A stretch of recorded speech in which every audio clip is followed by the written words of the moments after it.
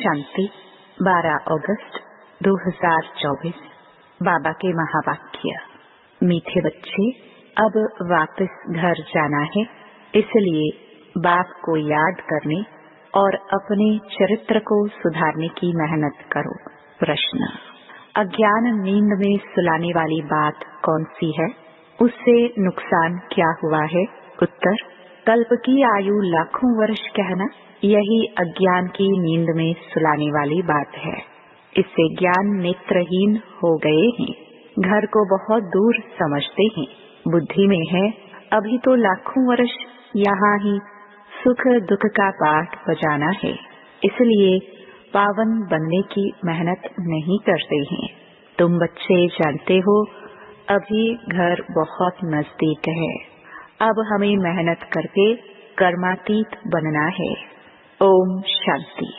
मीठे मीठे बच्चों को अब बाप ने घर याद दिलाया है।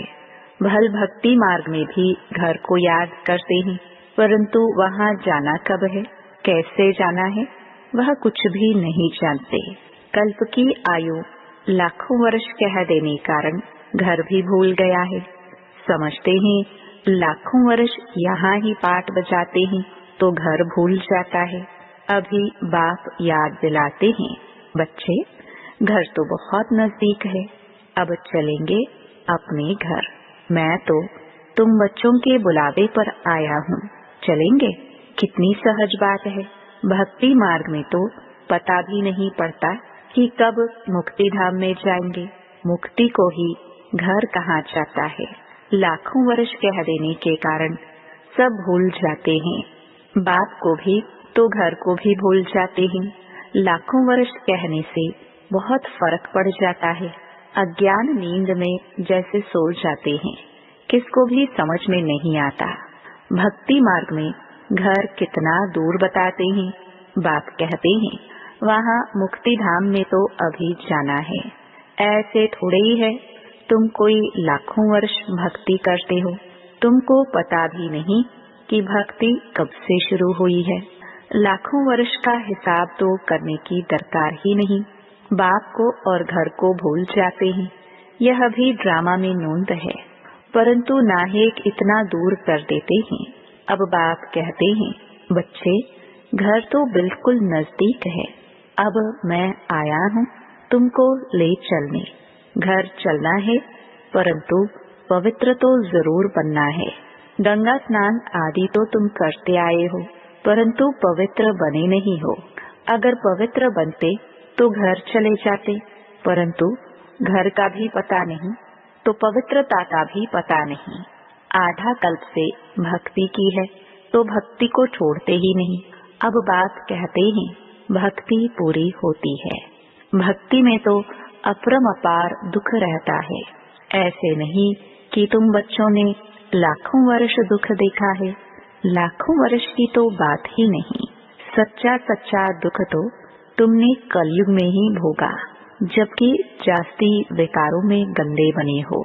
पहले जब रज्जो में थे तो कुछ समझ थी, अभी तो बिल्कुल बेसमझ हो गए हैं।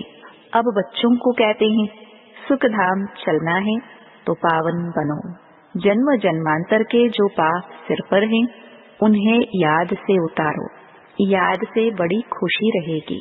जो बाप तुमको आधा कल्प सुखधाम में ले जाते हैं, उनको याद करना है। बाप कहते हैं तुमको ऐसा लक्ष्मी नारायण जैसा बनना है तो एक तो पवित्र बनो और चरित्र सुधारो। विकारों को कहा जाता है भूत। लोभ का भी भूत कम नहीं है। यह भूत बहुत अशुद्ध है, मनुष्य को एकदम गंदा बना देता है।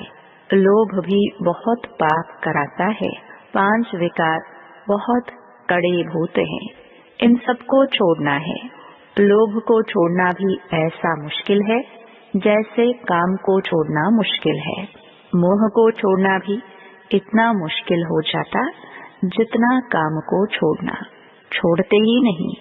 सारी आयु बाप समझाते आए हैं तो भी मोह की रग जुटी हुई रहती है। क्रोध भी मुश्किल छूटता है। कहते हैं बच्चों पर क्रोध आता है, नाम तो क्रोध का लेते हैं ना। कोई भी भूत न आए, उन पर विजयी पानी है। बाप कहते हैं, जब तक मैं हूँ तब तक तुम पुरुषार्थ करते रहो। बाप कितना वर्ष रहेंगे? बाप इतने वर्षों से बैठ समझाते हैं, अच्छा ही टाइम देते हैं। सृष्टि चक्र को जानना तो बहुत सहज है। 7 दिन में सारा ज्ञान बुद्धि में आ जाता है। बाकी जन्म जन्मांतर के पाप कटने में देरी लगती है। यही मुश्किलात है। उसके लिए बाबा टाइम देते हैं। माया का ऑपोजिशन बहुत होता है, एकदम भुला देती है। यहाँ बैठते हैं तो सारा समय याद में थोड़े बैठते हैं, बहुत तरफ बुद्धि चली जाती है। इसलिए टाइम देना है। मेहनत कर कर्मातीत अवस्था को पाना है। पढ़ाई तो बहुत सहज है। सेंसिबल बच्चा हो तो 7 रोज में सारा ज्ञान समझ ले कि यह 84 का चक्र कैसे फिरता है। बाकी पवित्र बनने में है मेहनत। इस पर कितने हंगामे होते हैं। समझते हैं बात तो राइट है। हम ग्लानि करते थे कि ये ब्रह्मा कुमारियां भाई बहन बनाती हैं, परंतु बात तो बरोबर राइट है। जब तक हम प्रजापिता ब्रह्मा के बच्चे नहीं बने हैं, तब तक पवित्र कैसे रह सकेंगे? क्रिमिनल आई से सिविल आई कैसे बना सकती हैं? यह युक्ति बड़ी अच्छी है। हम ब्रह्मा कुमार कुमारियां हैं तो भाई बहन हो गए। इसमें बड़ी मदद मिलती है सिविल आई बनाने में। ब्रह्मा का कर्तव्य भी है ना। ब्रह्मा द्वारा देवी देवता धर्म की स्थापना अथवा मनुष्य को देवता बनाना। बाप आते ही हैं पुरुषोत्तम संगम युग पर, तो समझाने की कितनी मेहनत करनी पड़ती है। बाप का परिचय देने लिए ही सेंटर्स खोले जाते हैं। बेहद के बाप से बेहद का वर्षा लेना है। भगवान तो है निराकार, श्री कृष्ण तो देहधारी है। उनको भगवान कह नहीं सकते। कहते भी हैं भगवान आकर भक्ति का फल देंगे, परंतु भगवान का परिचय नहीं है। कितना तुम समझाते हो फिर भी समझते नहीं। देहधारी तो पुनर्जन्म में आते हैं जरूर, अब उनसे वर्षा मिल ना सके। आत्माओं को एक परमपिता परमात्मा से वर्षा मिलता है। मनुष्य को जीवन मुक्ति दे ना सके। यह वर्षा पाने के लिए तुम बच्चे पुरुषार्थ कर रहे हो। उस बाप को पाने लिए तुम कितना भटकते थे। पहले तो सिर्फ शिव की पूजा करते थे और कोई तरफ जाते नहीं थे। यह थी अव्यभिचारी भक्ति। औरों के मंदिर आदि इतने नहीं थे। अभी तो ढेर चित्र हैं, मंदिर आदि बनाते हैं। भक्ति मार्ग में तुमको कितनी मेहनत करनी पड़ती है। तुम जानते हो शास्त्रों में कोई गति सदगति का रास्ता नहीं है। वह तो एक बात ही बताते हैं। भक्ति मार्ग में कितने मंदिर बनाते रहते हैं। वास्तव में मंदिर सिर्फ होते हैं देवी देवताओं के, और कोई मनुष्य का मंदिर बनता नहीं, क्योंकि मनुष्य तो है पतित। पतित मनुष्य पावन देवताओं की पूजा करते हैं। भल है वह भी मनुष्य, परंतु उनमें दैवी गुण है। जिनमें दैवी गुण नहीं है वह उनकी पूजा करते हैं। तुम खुद ही पूज्य थे, फिर पुजारी बने हो। मनुष्य की भक्ति करना यह 5 तत्वों की भक्ति करना है। शरीर तो 5 तत्वों का बना हुआ है। अब बच्चों को मुक्ति धाम में चलना है, जिसके लिए इतनी भक्ति की है। अब अपने साथ ले चलता हूँ। तुम सत्युग में चले जाएंगे। बाप आए ही हैं पतित दुनिया से पावन दुनिया में ले चलने। पावन दुनिया में है ही 2, मुक्ति और जीवन मुक्ति। बाप कहते हैं मीठे मीठे बच्चों, मैं कल्प कल्प संगम युग पर आता हूँ। तुम भक्ति मार्ग में कितने दुख उठाते हो। गीत भी है ना, चारों तरफ लगाए फेरे। दूर रहे किससे? बाप से। बाप को ढूंढने के लिए जन्म बाई जन्म फेरे लगाए, परंतु फिर भी बाप से दूर रहे। इसलिए बुलाते हैं, हे पतित पावन, आओ आकर पावन बनाओ, बाप के सिवाय और कोई बना न सके। तो यह खेल ही 5000 वर्ष का है। ड्रामानुसार हर एक पुरुषार्थ करते हैं। जिस प्रकार कल्प पहले किए हैं उस अनुसार ही राजधानी की स्थापना हो रही है। सब एक जैसा तो नहीं पढ़ेंगे, यह पाठशाला है ना। राजयोग की पढ़ाई है। जो देवी देवता धर्म के होंगे वह निकल आएंगे। मूल वतन में भी जो संख्या है वह एक्यूरेट होगी, कम जास्ती नहीं। नाटक में एक्टर्स का अंदाज बिल्कुल पूरा है, परंतु समझ नहीं सकते। जितने भी हैं उतने एक्यूरेट हैं, फिर भी वह आकर पाठ बजाएंगे। फिर तुम आते हो नई दुनिया में, बाकी सब वहाँ चले जाएंगे। अभी कोई गिनती करे तो कर सकते हैं। अभी बाप तुमको बहुत गुह्य गुह्य पॉइंट्स बताते हैं। शुरू की और अभी की समझाने में कितना फर्क है। पढ़ाई में टाइम लगता है, फट से कोई ICS नहीं बन जाएंगे। नंबरवार पढ़ाई होती है। बाप कितना सहज कर समझाते हैं, जो मनुष्यों की बुद्धि में सहज बैठ सके। दिन प्रतिदिन नई नई पॉइंट्स समझाते रहते हैं। अब बाप कहते हैं, मुझ पतित पावन बाप को बुलाया है, मैं आया हूँ तो तुम पावन बनो ना। अपने को आत्मा समझ मामेकम याद करो तो तुम सतो प्रधान बन जाएंगे। फिर यहाँ आना पड़ेगा पाठ बजाने। बाप कहते हैं आत्मा पतित बनी है, इसलिए पतित पावन बाप को याद करते हैं पावन बनने के लिए। कितना वंडर है, इतनी छोटी सी आत्मा कितना पाठ बजाती है। इसको कुदरत कहा जाता है, उनको देखा नहीं जाता है। कोई कहते हैं हम परमात्मा का साक्षात्कार करें।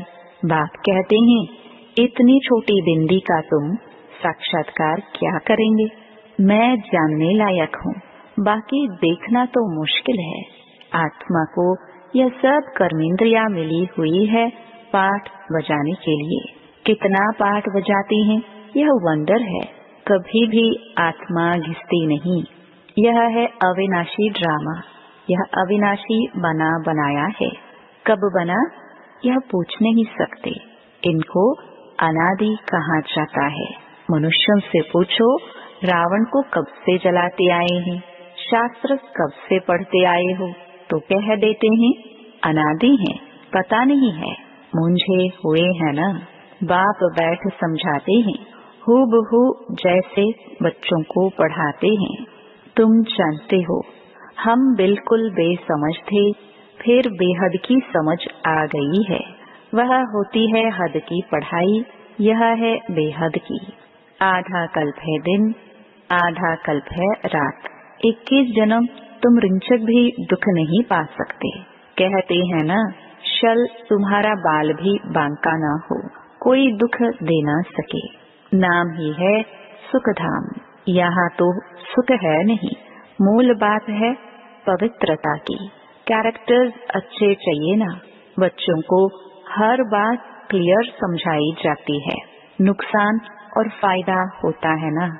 अभी तो बाप कहते हैं फायदे की बात ही छूटी, अभी तो नुकसान ही नुकसान होने का है।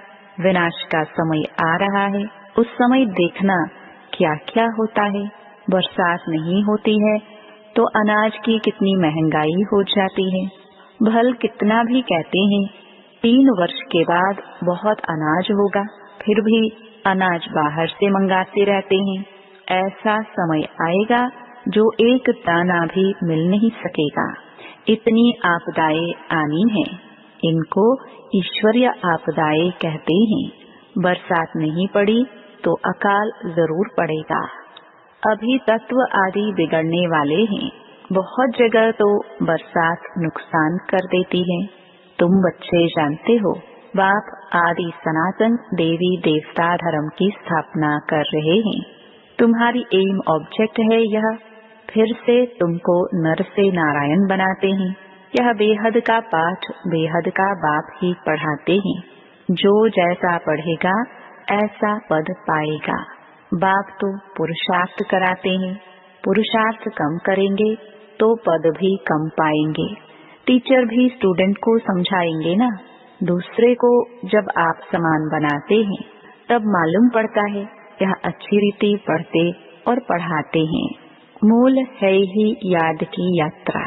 सिर पर पापों का बोझा बहुत है, मुझे याद करो तो पाप भस्म हो। यह है रूहानी यात्रा। छोटे बच्चे को भी सिखलाओ कि शिव बाबा को याद करो, उनका भी हक है। यह नहीं समझेंगे कि अपने को आत्मा समझ बाप को याद करना है, नहीं, सिर्फ शिव बाबा को याद करेंगे। मेहनत करने से उनका भी कल्याण हो सकता है। अच्छा, मीठे मीठे सिखिलदे बच्चों प्रति माता पिता बाप दादा का याद प्यार और गुड मॉर्निंग। रूहानी बाप की रूहानी बच्चों को नमस्ते। धारणा के लिए मुख्य सार। पहला, नर से नारायण पद प्राप्त करने के लिए बेहद के बाप से बेहद का पाठ पढ़कर दूसरों को पढ़ाना है। आप समान बनाने की सेवा करनी है। दूसरा, लोभ मोह की जो रगे हैं उनको निकालने की मेहनत करनी है। अपने चरित्र को ऐसा सुधारना है जो कोई भूत अंदर प्रवेश होने न पाए। वरदान, भगवान और भाग्य की स्मृति से औरों का भी भाग्य बनाने वाले खुशनुमा खुश नसीब भव। अमृत वेले से लेकर रात तक अपने भिन्न भिन्न भाग्य को स्मृति में लाओ और यही गीत गाते रहो, वाह मेरा श्रेष्ठ भाग्य। जो भगवान और भाग्य की स्मृति में रहते हैं वही औरों को भाग्यवान बना सकते हैं। ब्राह्मण मना ही सदा भाग्यवान, सदा खुश नसीब। किसी की हिम्मत नहीं जो ब्राह्मण आत्मा की खुशी कम कर सके। हर एक खुशनुमा खुश नसीब हो। ब्राह्मण जीवन में खुशी का जाना असंभव है। भल शरीर चला जाए लेकिन खुशी जा नहीं सकती। स्लोगन, माया के झूले को छोड़ अतीन्द्रिय सुख के झूले में सदा झूलते रहो। ओम शांति।